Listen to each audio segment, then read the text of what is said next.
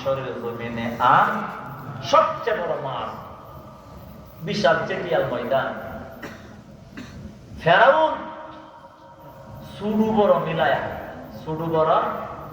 মিলায়া প্রায় 70,000 জাদুকর জোগাড় করছে। কয় হাজার? 70,000 জাদুকর রাষ্ট্রে কইছে, তোমরা যদি 70,000 জাদুকর কইছে, তোমরা যদি জাদু বিদ্যা দিয়া মূসাকে হারাইতে পারো তাহলে তোমাদেরকে রাষ্ট্র থেকে পুরস্কৃত করা হবে। ছোট বড় মিলে জাদুকর কয় হাজার? 70,000। ঘটনাটা আমি আপনি বলতেছি না, এটা কিন্তু হাদিসের আলোচনা। দিন তারিখ ধার্য করা হলো, পয়গম্বর মূসা আলাইহিস সালাম জায়গা মতো ওই দিন তারিখ মতো চলে গেল। 70,000 জাদুকর। ফেরাউন বলল, আমি তোমাদেরকে বাড়া করলাম মোকাবেলা করার জন্য। হাকিমুল উম্মত রাহমাতুল্লাহি আলাইহি বলেন, এই 70,000 জাদুকর সবগুলি ছিল বেঈমান। কিন্তু আল্লাহ নবী বলেন, এই 70,000 জাদুকর যাওয়ার সময় গেল বেঈমান অবস্থায়। 70,000 জাদুকর সকালবেলা বেঈমান অবস্থায় মাঠে গেল। আল্লাহ তাআলা বিকাল বেলা 70,000 জাদুকরকে মূসা নবীর উম্মত বানাইয়া বাড়িতে পৌঁছায়া দিছে।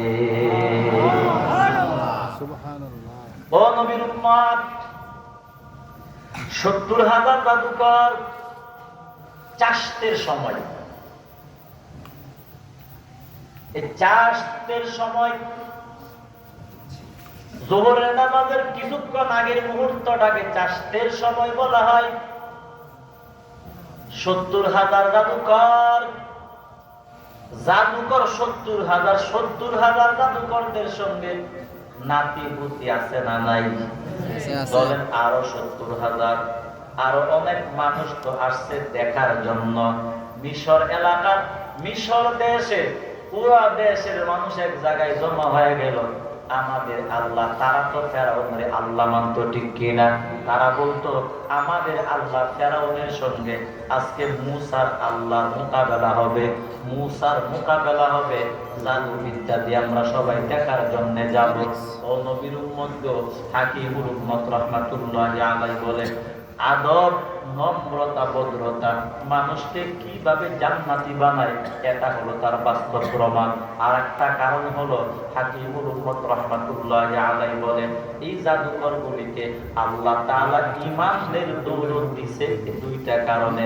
এক নাম্বার হইল আদব, দুই নাম্বার হলো পোশাকের বরকত। বলেন সুবহানাল্লাহ, সুবহানাল্লাহ। দুইটা কারণে আল্লাহ তাদেরকে ঈমানের দৌলত দিয়া নবীর উম্মত বানায় দিয়েছেন। চাষতের সময় গেল, যাবার সময় মূসা পয়গম্বর সবাই গেল, কয়েকজন সাথী সঙ্গীকে নিয়ে হাজির হয়।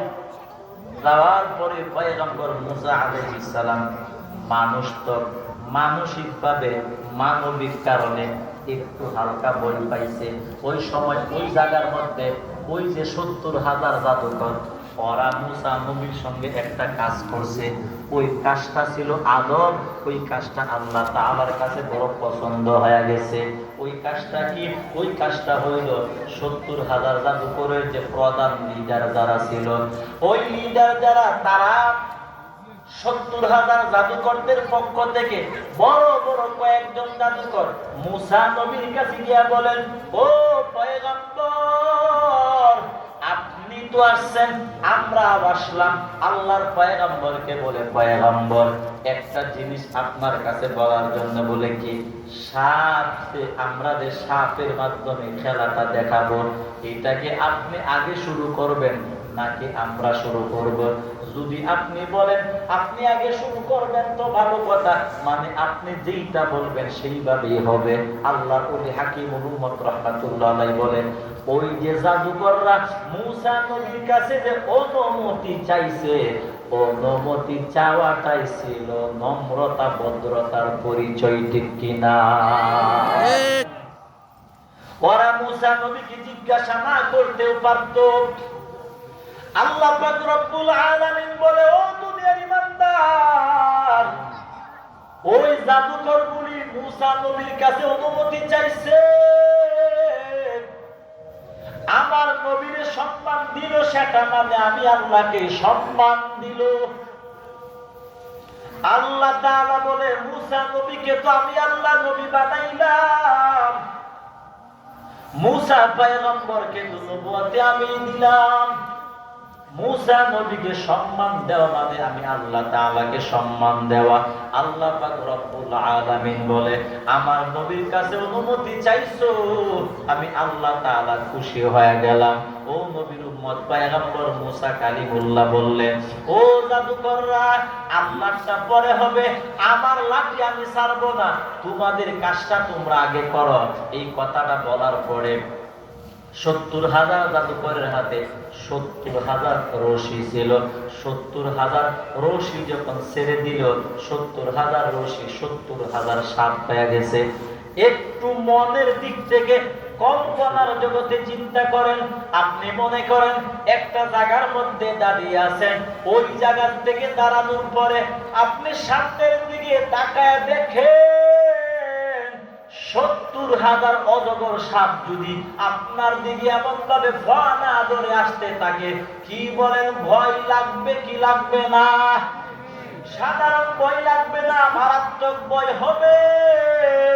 মুসা নবীর অবস্থা এমন হয়ে গেল, ৭০,০০০ সাপ যখন নবীর দিকে আসতে শুরু করলেন, মানুষ তো একটু ভয় পেয়ে গেলেন। আল্লাহর পয়গম্বরের মানসিক অবস্থা যখন আল্লাহ তাআলা বুঝলেন, আল্লাহ তাআলা বলে, পয়গম্বর, আল্লাহ বলে, জিবরাইল কই, আমার নবী আমার সালাম বল, আর আমার পয়গম্বরকে বল, ভয় পাওয়ার কোনো কারণ নাই, নবীকে নবী বানাইলাম আমি আল্লাহ, আমার পয়গম্বর মুসাকে বিজয় দান করব আমি আল্লাহ। আল্লাহ তাআলা বলে, জিবরাইল কই, আমার নবীর কাছে তাড়াতাড়ি চলো। মুসা নবীকে গিয়া বলো লাঠিটা ছেড়ে দেওয়ার জন্য। জিবরাইল আমিন আইসা বলে, পয়গম্বর কি করে কি করব? আল্লাহ তাআলা বলছে লাঠি ছেড়ে দেওয়ার জন্য। যেই মাত্র লাঠি ছেড়ে দিল, বিশাল বড় অজগর সাপ হয়ে গেছে। ও নবীর উম্মত গো, আরো আশ্চর্য ঘটনা হয়ে গেল। ওই জাদুকররা যে ৭০,০০০ সাপ ছিল, তাদের সাপের দিকে তারা তাকায়া তাকায়া দেখতেছে। মুসা নবীর লাঠি ছাড়ার পরে সাপ হয়েছে